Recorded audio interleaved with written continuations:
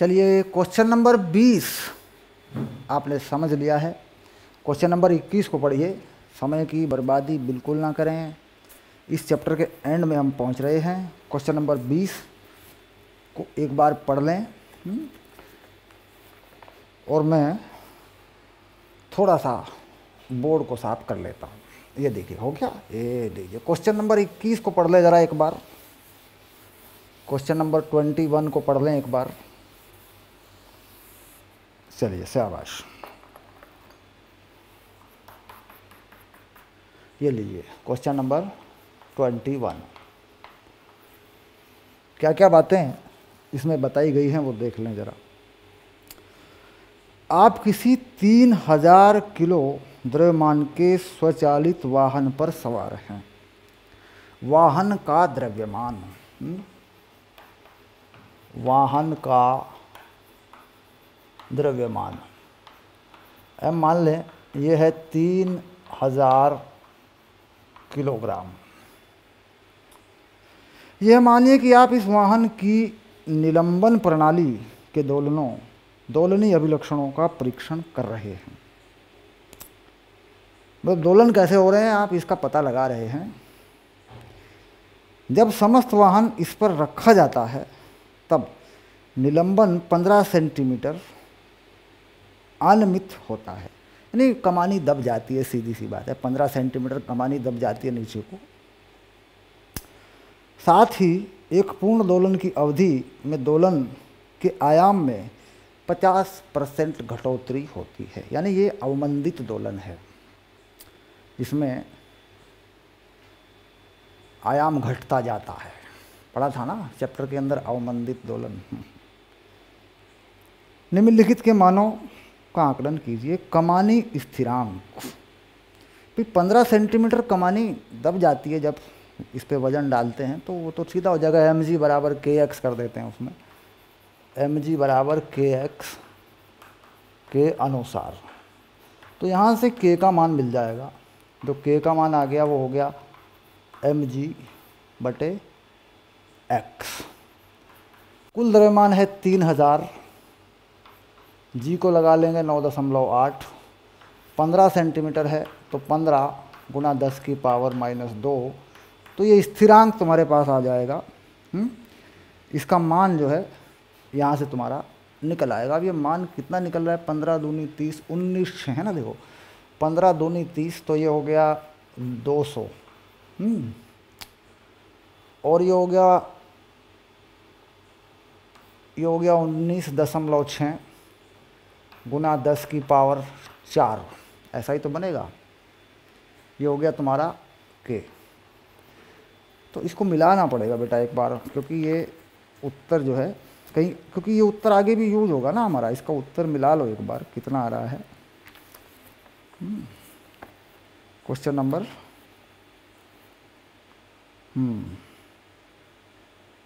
5 10 की पावर 4, 5 10 की पावर 4 आ रहा है। तो ये देखो ना उत्तर में, क्योंकि कमानी स्थिरांक, अच्छा प्रत्येक कमानी है 4 कमानी होती है ना, 4 से भाग कर लो।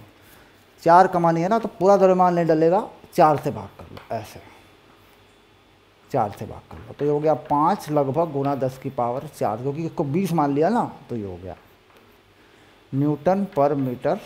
ये आ गया कमानी स्थिरांक। क्योंकि ये द्रव्यमान जो है 4 कमानियों पर है। 4 कमानी ये नीचे लिखा हुआ है, ध्यान नहीं दिया हमने भाई। 4 पहिए हैं, 4 कमानी हैं, तो एक कमानी का स्थिरांक को पूछ रहा है। चलिए ये हो गई बात। कमानी तथा एक पहिए के प्रघात अवशोषक तंत्र के लिए अवमंदन स्थिरांक b का मान ज्ञात कीजिए। प्रत्येक कमानी का द्रव्यमान 750 है। अब जाके बताया इसमें तो अवमंदन स्थिरांक जो है, यानी किस तरीके से आयाम घटता है, उसके केस में अगर हम देखें तो ये कुछ ऐसी स्थिति होती है समय के साथ आयाम जो घटता है ना, तो ये कुछ ऐसे घटता जाता है। ऐसे आयाम घटता जा रहा है कि नहीं। तो इसका एक नियम होता है, ये जो आयाम है इसको हम कह रहे हैं ए नॉट, और ये किसी भी समय पे यहाँ मान लो ए हो गया, कैसे घट रहा है, तो ए बराबर ए नॉट ई की पावर माइनस बी टी बटे 2m, बी टी बटे 2m, ये माइनस का नंबर है ई की पावर में, ये ऐसा नियम है इसका। तो चूंकि यहाँ इसी लॉजिक पर सवाल बना है, इससे ज़्यादा नहीं बना है, तो नीट और जेईई मेन में बेटा इसी लॉजिक पर का ध्यान रखेंगे आप, इससे ज़्यादा बात बढ़ेगी नहीं। फिर जितने फंडामेंटल पर क्वेश्चन बना दिया, ये समय है आगे की तरफ, ये आयाम है ए, उसे ज़रूर आप पक्का कर लें। 50% आयाम गिर जाता है एक दोलन काल में। अब दोलन काल इसका निकाल लेते हैं, पहले क्या निकाल लेते हैं, दोलन काल। तो दोलन काल कितना हो जाएगा, क्योंकि दोलन काल की ज़रूरत पड़ेगी। टी हो गया 2 पाई m/k, ये दोलन काल निकल जाता है इसका। तो इसकी जो वैल्यू आ रही है, वैल्यू लगा रहे हैं, यानी 2 पाई, कमानी का द्रव्यमान लगा दिया 750 किलोग्राम, और जो k आया 5 × 10⁴ लगा लिया। अब ये इधर वाला हिस्सा मिटा लो बेटा।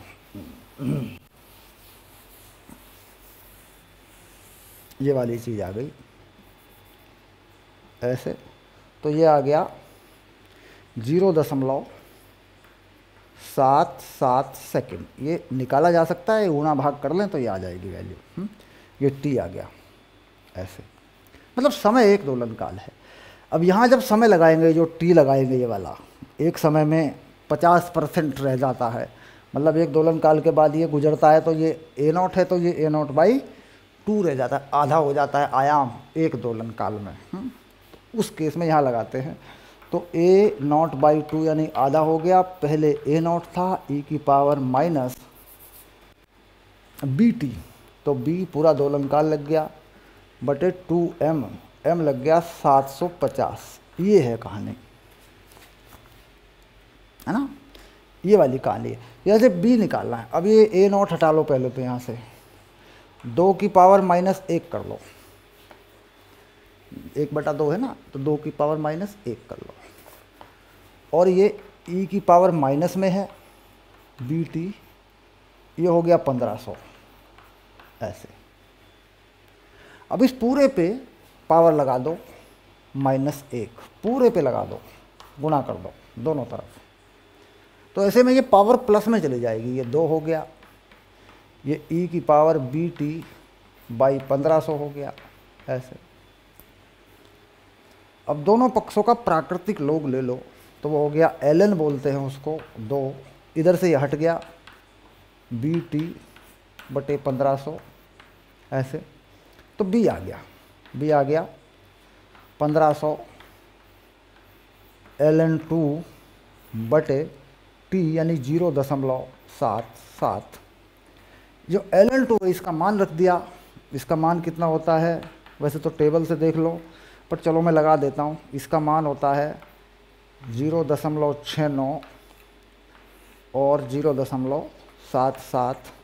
तो बी का मान तैयार होकर आ गया, जो निकला है वो चेक करके हम लगा देंगे। इन्होंने तो मेरे ख्याल से ln में ही लिख दिया पीछे मान, जो भी है उत्तरमाला में जो मान लिखा है वो अगर हम देख लें तो आगे लिखा हुआ है 1344.6, 1344.6, और कुछ मात्रक जो है क्या बनेगा, किलोग्राम पर सेकंड, किलोग्राम पर सेकंड। मात्रक तो यहाँ से भी ढूंढा जा सकता है, यहाँ से मात्रक, क्योंकि ई की पावर में कुछ भी हो उसका कोई मात्रक नहीं होता, तो सीधी सी बात है किलोग्राम पर सेकंड ही बनेगा। ये किलोग्राम है, बी है, बी टी है, बी टी इसके बराबर करेंगे तो मात्रक खत्म होगा। तो विमाओं पे नहीं जा रहे हैं, झंझट हो जाएगा, पर मात्रक यहाँ से निकल जाएगा। इसका कोई मात्रक नहीं है, घात में जो होता है ना उसका मात्रक नहीं होता। तो बी टी का मात्रक वही होगा जो द्रव्यमान का मात्रक होगा। तो बी का मात्रक हो गया द्रव्यमान का मात्रक बटे टी का मात्रक।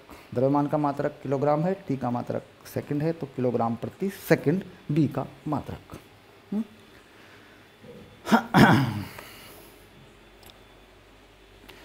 ये हो गया 21 नंबर, शाबाश।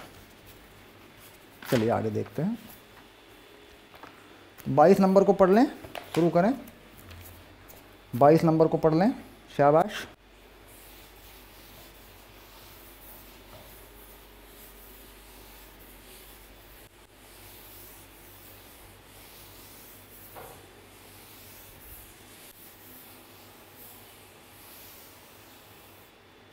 क्वेश्चन नंबर 22 है।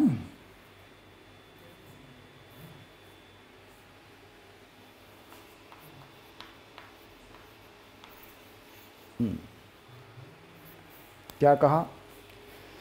यह दर्शाइए कि सरल रेखिक आवर्त गति करते किसी कण के लिए एक दोलन की किसी अवधि, मतलब एक दोलन काल, औसत गति ऊर्जा या औसत स्थिर ऊर्जा दोनों बराबर होती हैं।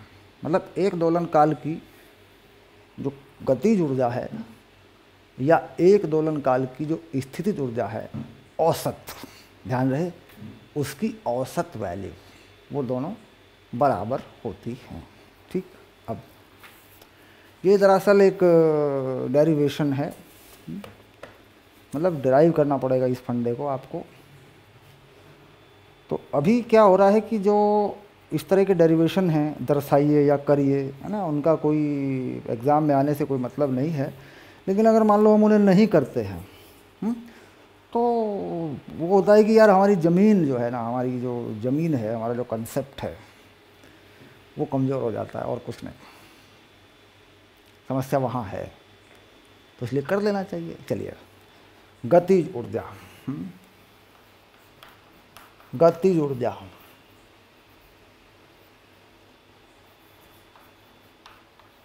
औसत यानी समय के आधार पर जो फॉर्मूला है, तो गतिज ऊर्जा की बात अगर हम करें तो ये कितनी होती है? 1/2 mv²।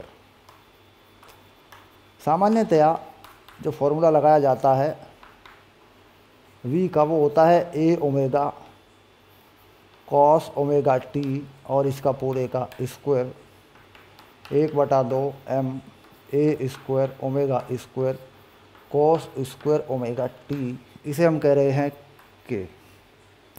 ये है गतिज ऊर्जा, इसका औसत मान। तो एक दोलन काल में के का औसत मान कैसा, यह हमें निकालना है। तो औसत मान ऐसे लिख देते हैं, के का औसत मान ऐसे लिख देते हैं, और यहाँ एक समाकलन लगाते हैं, दोलन काल को टी मानते हैं, 1/2 m a² omega square cos square omega T, और समाकलन कर देते हैं समय के हिसाब से, और जितना समय है उससे भाग कर देते हैं, t-0। 0 से t लगाया मैंने, तो समय अंतराल कितना बन गया? t-0।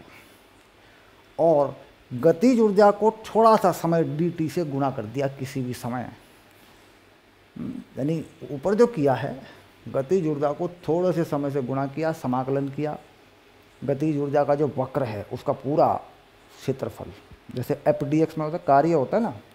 तुमने एक चीज़ देखी होगी कि कार्य क्या होता है। मान लीजिए ये f है, और ये कोई x एक्सिस है, और ये थोड़ा सा कोई ग्राफ बन गया, तो यहाँ ये थोड़ी सी दूरी मान ली dx, x एक्सिस में परिवर्तन। ये जो एरिया होता है, ये मालूम है कितना होता है? ये होता है fdx, और ये होता क्या है तुम जान रहे हो? ये कार्य निकलता है इससे। तो वही कहानी हुई है कि इधर जो है वो k लगा लिया, ऊर्जा बना ली, ऐसे k हो गया, इधर समय हो गया, यहाँ थोड़ा सा समय ले लिया, ऐसे। तो ये क्या मिलेगा? जब समाकलन करेंगे, इसको हल करेंगे, तो क्षेत्रफल मिलेगा। तो पूरा क्षेत्रफल निकाल लिया, मान लो यहाँ से लेके यहाँ तक, और पूरा समय अंतराल जितना भी है उससे भाग कर दिया, तो मान मिल जाएगा औसत। औसत मान निकालने का ये फंडा है, जो शायद अब तक हमने नहीं पढ़ा है। ज़रूरत इसकी यहाँ भी नहीं पड़ती, क्योंकि ये जब समझ में आता है जब हम 12वीं में जाके औसत मान निकालने के मीन वैल्यू थ्योरम का इस्तेमाल करते हैं 12वीं में समाकलन जब हम पढ़ते हैं। अभी ये क्यों लगा दिया सर आपने? भाई बात ज़रूरत तो पढ़ेंगे तो हम इसको बाद में, तो अभी इसलिए लगा दिया और थोड़ा सा हिंट दे के मैंने इसे इसलिए समझा दिया यहाँ पे, ताकि समाकलन से हमारा थोड़ा संपर्क हो जाए। जब हम इसे 12वीं में पढ़ें और इस तरह का कोई सवाल कंपटीशन लेवल में बन जाए, जेई एडवांस लेवल में बन जाए, जेई मेन लेवल में बन जाए, कहीं बन जाए, नीट में तो ऐसे सवाल नहीं आया करते क्योंकि अलग तरह का कंसेप्ट है इसमें, तो हम उसे फटाक से कर दें, लॉजिक हमारे पास आ जाए। क्योंकि इतना बड़ा समाकलन तो आएगा नहीं, छोटा मोटा आएगा कोई, समय के आधार पर फलन है, फंक्शन है, तो dt करें, डिवाइड करें तो औसत मान आ गया। तो वो फंडा लग जाए, मेथड हमारे काम आ जाए, तो इसलिए मैंने छोड़ा नहीं, मिस नहीं किया। यहाँ इतनी बात बताकर मैंने इसको हल कर दिया आपके लिए, ठीक। तो अब हम इसे हल कर देंगे तो औसत मान आ जाएगा। अब यहाँ से आगे का जो समाकलन है वो मैं नहीं कर रहा हूँ, मैं केवल मान लिख रहा हूँ इसका, के का मान लिख रहा हूँ मैं, वो लिख रहा हूँ 1/4 m a square omega square, ये आ गया औसत मान। इसी प्रकार समाकलन हल कर लेंगे गणित के विद्यार्थी, अभी नहीं करेंगे तो 12वीं में कर लेंगे जाके, ऐसा सवाल बने। लॉजिक बस यही है, लिमिट लगाएंगे, बदलेंगे, गणित से लंबा चौड़ा प्रोग्राम है। 11वीं में फार्मूला बना लेंगे cos 2 ओमेगा t वाला, वो सब बनेगा। लेकिन चूंकि समाकलन यहाँ पढ़ाया नहीं जाता, बच्चे जानते नहीं हैं, तो हम यहाँ समय बर्बाद नहीं करेंगे। ये वैल्यू आएगी इतनी, बस हम ये फाइनल कर लेते हैं।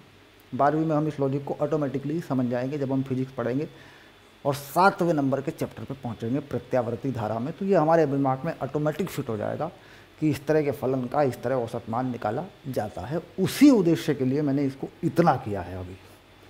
इसी प्रकार स्थितिज ऊर्जा,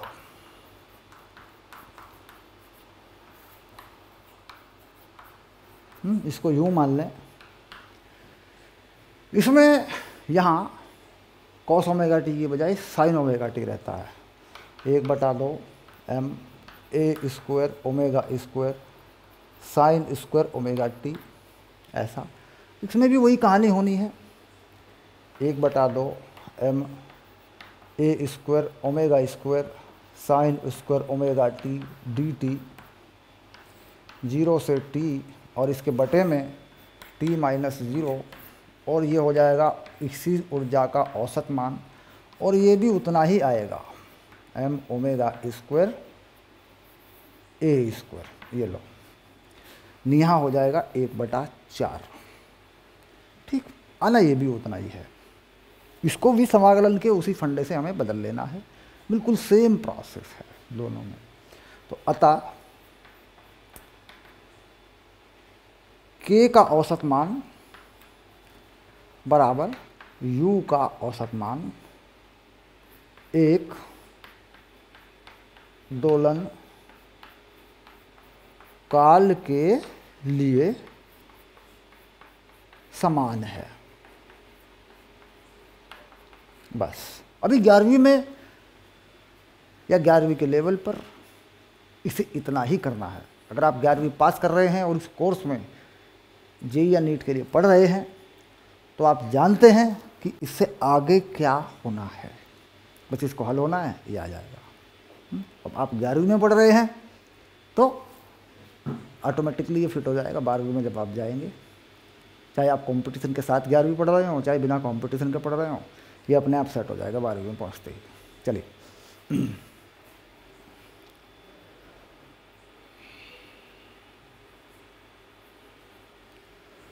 ये हुआ 22 नंबर। अब जरा पढ़ लीजिए 23 नंबर, 23, क्वेश्चन नंबर 23।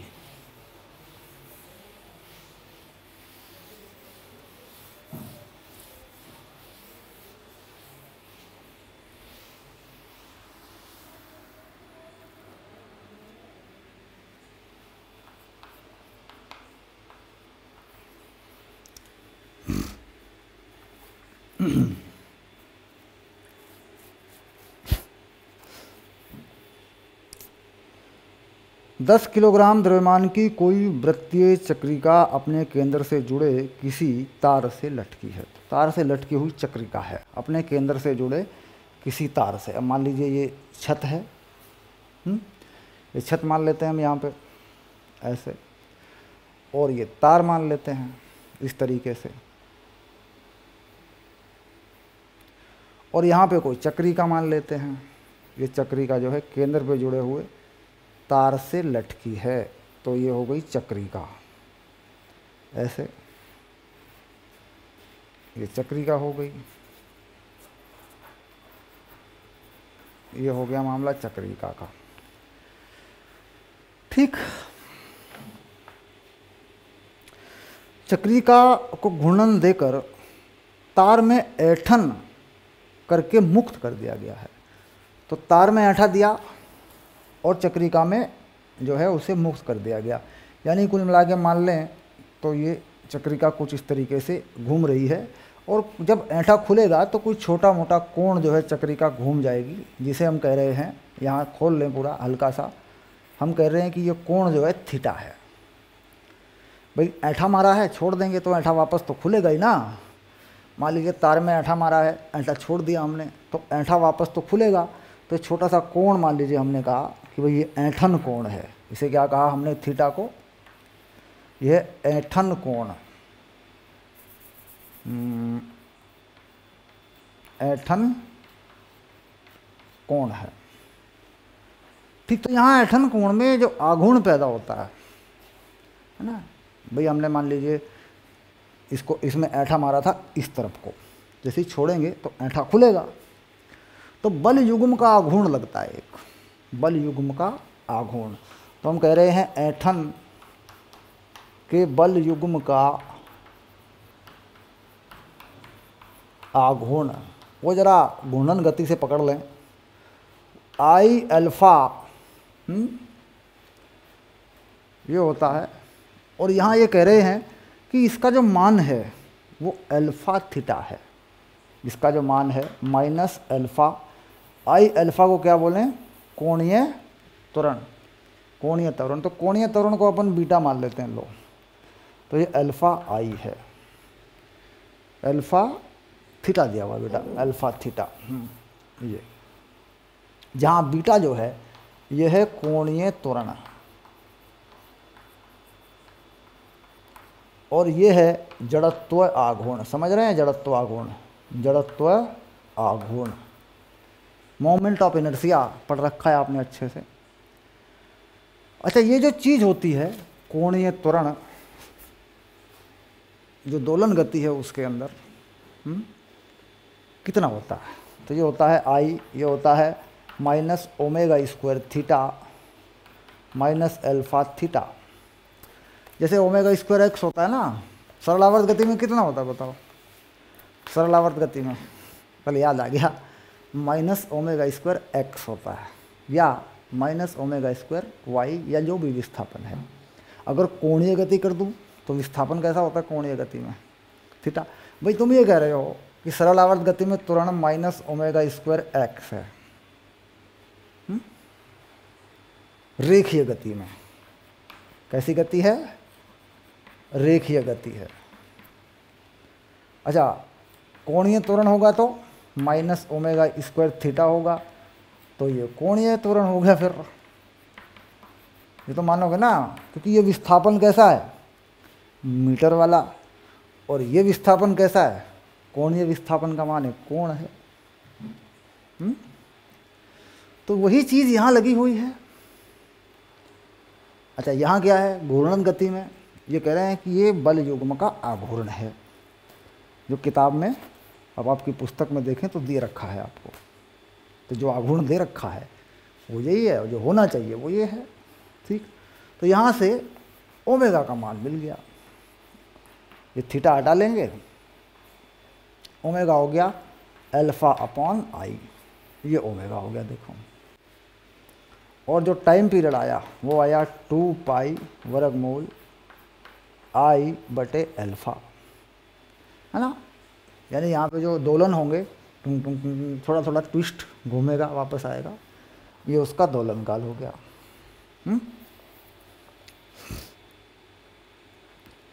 तो प्रत्यानयन है। तो ये कह रहे हैं तार के मरोड़ी कमानी स्थिरांक को ज्ञात कीजिए। मरोड़ी कमानी स्थिरांक अल्फा संबंध माइनस अल्फा थीटा द्वारा परिभाषित है। तो ये चीज़ आ गई। तो यहाँ से अल्फा तक पहुँचना है हमें। कहाँ तक पहुँचना है? अल्फा तक। तो हल कर दो। तो देखो ये हो गया टी स्क्वायर बटे 4 पाई स्क्वायर आई बटे अल्फा। तो अल्फा का मान आ गया, वो अल्फा इधर ले आए, 4 पाई स्क्वायर आई बटे टी स्क्वायर। देखो ये अल्फा का मान आ गया। और इसमें बताई हैं बाकी सारी चीज़ें। मरोड़ी दोलन का आवर्तकाल है 1.5 सेकंड। तो ये टी का मान है तुम्हारे पास, जो टी स्क्वायर जो है ना, टी का मान है तुम्हारे पास है, ये रहा, ये मान है। तो मान यहाँ रख देते हैं। देखो बोर्ड पे जगह तो है हमारे पास। अल्फा बराबर 4 पाई स्क्वायर आई 10 किलोग्राम की है, त्रिज्या है 15 सेंटीमीटर। तो ये होता है m आर स्क्वायर बटा 2। ये आई का मान होता है बेटा 4 पाई स्क्वायर आई, जड़त्वाघूर्ण। मतलब इसका जड़त्वाघूर्ण क्या होता है? आई। वो होता है m r square by 2। m का मान है हमारे पास। इसमें यहाँ देखें तो m है 10 किलो और जो r है वो है 0.15 मीटर। यह है त्रिज्या। इसकी जो त्रिज्या बनेगी ना, ये वाली, इसकी जो त्रिज्या बनेगी यार, वो है। तो ये जड़त्वाघूर्ण हो गया। ये जड़त्वाघूर्ण का ये फॉर्मूला हमारे याद होना चाहिए कि भाई जो डिस्क होती है, चक्रिका जो होती है, उसका जड़त्वाघूर्ण हमारे स्क्वायर बाई 2 होता है। ये हमारे याद होना चाहिए। और हमें यह भी पता होना चाहिए कि हम अतिरिक्त अभ्यास पढ़ रहे हैं क्योंकि उसी में होते हैं ऐसे सवाल चलिए यहाँ तक की बात हो गई पूरी। अच्छा, जो आवर्तकाल है वो है कितना?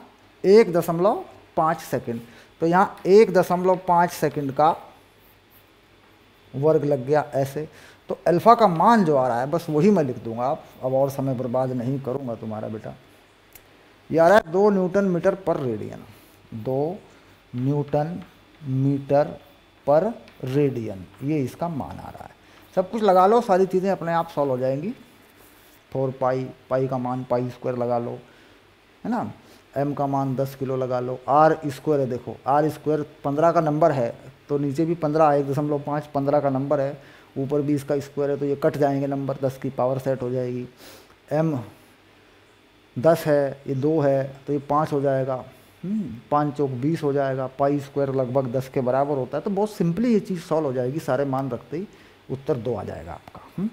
आसानी से काट पीट के इसको अभी के अभी सॉल्व कर लो, लगभग 2 आता है।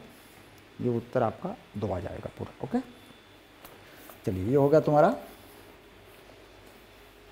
23। चलिए आगे चलते हैं। शाबाश। Question number 23। इसके बाद 24 पे ज़रा एक बार नज़र डालो। 24 पे नज़र डालें एक बार। बहुत ही बढ़िया, बहुत ही स्वादिष्ट, लज्जतदार, मज़ेदार होते हैं एनसीईआरटी के अतिरिक्त अभ्यास के सभी सवाल सभी सवाल क्यों भाई, मतलब सभी सवाल लज्जतदार होते हैं। लिज्जत पापड़ लज्जतदार। जब हम छोटे छोटे थे तब एक लिज्जत पापड़ का ऐड आया करता था। लिज्जत पापड़, लज्जतदार, मज़ेदार, लिज्जत पापड़, लिज्जत पापड़ पुराने ज़माने के ऐड पड़े होंगे कहीं, देखो ज़रा मज़ा आएगा। देखो, निरमा वॉशिंग पाउडर, निरमा दूध सी सफ़ेदी, निरमा से आए, रंगीन कपड़ा भी धुल धुल जाए, सबकी पसंद निरमा, वॉशिंग पाउडर निरमा वो निरमा गायब तो ये पुराने ज़माने के ऐड। चलो आगे चलो। 24, क्वेश्चन नंबर 24।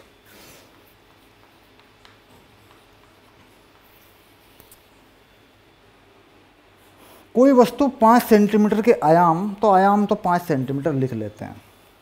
आयाम को a मान लें और ये 5 सेंटीमीटर है। अगर मीटर में बदलना पड़ा तो बदल देंगे, अभी नहीं।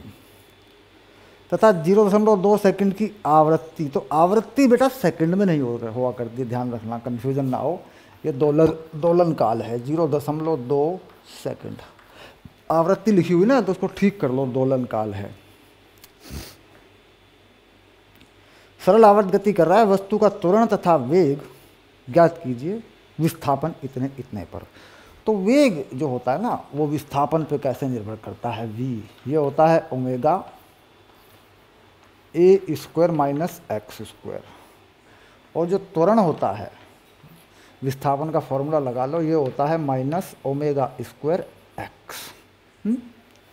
अच्छा, ओमेगा पता कर लो यहाँ से, कितना ओमेगा बनेगा इसका। ओमेगा होता है 2 पाई बाई टी, तो 2 पाई, टी है 0.2, तो ये हो गया 10 पाई।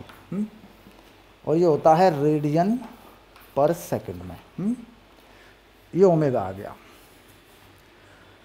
इन्होंने पहला सवाल पूछा है, x का मान बताया है इन्होंने 5 सेंटीमीटर। तो x बराबर 5 सेंटीमीटर पर v। तो ओमेगा, आयाम 5 सेंटीमीटर है, विस्थापन 5 सेंटीमीटर है, तो ये 0 हो जाएगा बेटा। ठीक। त्वरण a minus omega square x 5 है, ओमेगा स्क्वायर 10 पाई रेडियन पर सेकंड, तो माइनस 100 पाई स्क्वायर हो जाएगा। अब देखो ये 5 जो है ना सेंटीमीटर है, तो इसे मीटर में बदल लो, 10 की पावर माइनस 2 लगा लो, 5। तो 100 ये है, 10 की पावर माइनस 2 है, तो ख़त्म हो गया। जो माइनस 5 पाई स्क्वायर मीटर पर सेकंड स्क्वायर में उत्तर आ गया। मतलब कहाँ जाके मीटर पर सेकंड को बदला, समझ रहे हैं ना।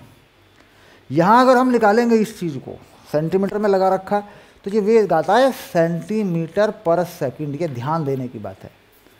अगर हम आयाम और विस्थापन, है ना, आयाम और विस्थापन जो है ये मीटर में लगाते हैं, तो मान आता है मीटर प्रति सेकंड। बस इसी में लोचा हो जाता है कंपटीशन के अंदर, या सवाल जब हल करते हैं। तो मात्रकों को मीटर में बना के लगाएं, वहीं बदल लें इसको जहाँ पे इसका मान दे रखा है, या बाद में जहाँ ज़रूरत पड़े वहाँ बदल लें आप। ठीक। तो इसी तरीके से इस सवाल में कुछ ऑप्शन हैं। 3 सेंटीमीटर पे कितना होगा, या 0 सेंटीमीटर पे कितना होगा। तो x के मान, x बराबर 3 सेंटीमीटर रखने पर। ठीक है, इसमें दिक्कत क्या है, यहाँ भी लग जाएगा, यहाँ भी लग जाएगा, ख़त्म। ये b वाला पोर्शन हो गया। x का मान लगा दो इसमें। c में क्या है, c में 0 है, तो 0 लगा दो। c में क्या है, x बराबर 0 है, तो तुरंत तो 0 ही हो जाएगा। वेग यहाँ ओमेगा a हो जाएगा। तो दैट मतलब ये सिंपल चीज़ है, फार्मूले में कौन से में डालना है, बस एक इसका ये जो एक ऑप्शन है वो कर दिया, बाकी ज़रूरत नहीं है। चलिए अब आ जाता है 14-25, क्वेश्चन नंबर 25।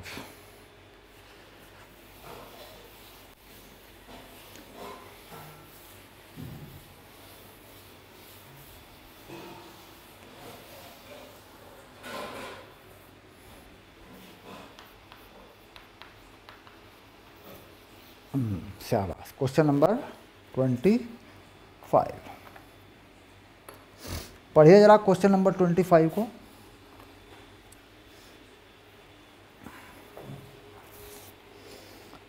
एक कमानी से लटका एक पिंड एक क्षैतिज तल में कोणीय वेग ओमेगा से घर्षण या अवमंदन रहित दोलन कर सकता है। जब x दूरी तक खींचते हैं और खींच के छोड़ देते हैं, v वेग से वहाँ गुजरता है, नहीं खींच के छोड़ें तो v एक वेलोसिटी दे के फेंक देते हैं।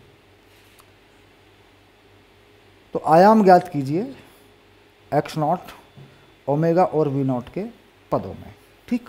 चलिए, तो इन्होंने क्या किया, ऐसे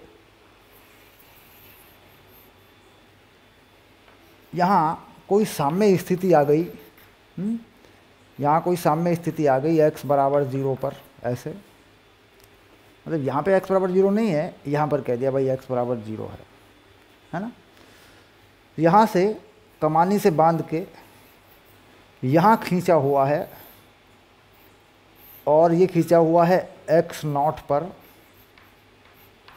ऐसे, और यहाँ समय बराबर 0 है, और इधर की तरफ एक वेलोसिटी v0 दे के इसको छोड़ दिया, यानी फेंक दिया इधर को। यहाँ पर एक वेलोसिटी दी, इधर को फेंक दिया। तो जाहिर सी बात है कि ये इधर को आएगा, यहाँ 0 पे आएगा, फिर इधर आएगा, फिर जाएगा, फिर उधर जाएगा, इधर आएगा, जाएगा, आएगा, जाएगा। तो कुल मिला के कह रहे हैं कि इसका आयाम क्या है। तो हम जानते हैं कि हमारे पास एक फॉर्मूला होता है, अगर हम v की बात करें तो v होता है omega a square minus x square, ये फॉर्मूला होता है हमारे पास। तो यहाँ इस स्थिति में जब स्थिति x0 है, वेग v0 है ना, तो वेग कितना है v0 ओमेगा आयाम a स्क्वायर माइनस x0 का स्क्वायर है। ये जानकारी है हमारे पास, सवाल के अंदर ये जानकारी है हमारे पास। तो यहाँ से हमें चाहिए किसका मान, आयाम का मान। तो दोनों पक्षों का वेग कर लें, ओमेगा को पहले नीचे कर लें, ऐसा आ गया देखो। तो ये आ गया a वर्गमूल x0 का स्क्वायर प्लस v0 का स्क्वायर बराबर ओमेगा का स्क्वायर। तो ये आ गया हमारा उत्तर। सीधे देखने पर और फॉर्मूला डायरेक्ट लगा देने पर सिंपली हमें आयाम मिल जाता है। ठीक, अब यहाँ इन्होंने एक हिंट दे रखा है कि साहब कुछ ऐसा मान के आप चल सकते हो, मतलब अगर आप चाहो तो ऐसा मान के चल सकते हो। संकेत है नीचे, क्वेश्चन के नीचे पढ़ोगे ना, संकेत है। संकेत के आधार पर देखते हैं इसको हल करके, भाई हमारे हिसाब से तो ये हो गया, इसमें कोई दिक्कत ही नहीं है, क्योंकि फॉर्मूला हमारे पास है, कितने विस्थापन पे कितनी चाल है उसका फंडा है हमारे पास, तो हमने लगा लिया डायरेक्ट, तो आ गया। अब देखते हैं संकेत के आधार पर।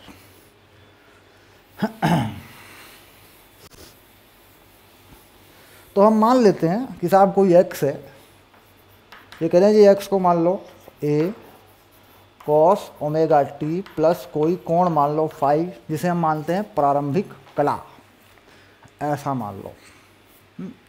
समय 0 मान लो, समय 0 पर x कितने हैं, x0 के बराबर है, a cos फाई हो गया जब t का मान 0 हुआ। भाई ये 0 t कर दिया तो ये आ गया। तो कह रहा है जी ये समीकरण 1 बन गई तुम्हारी।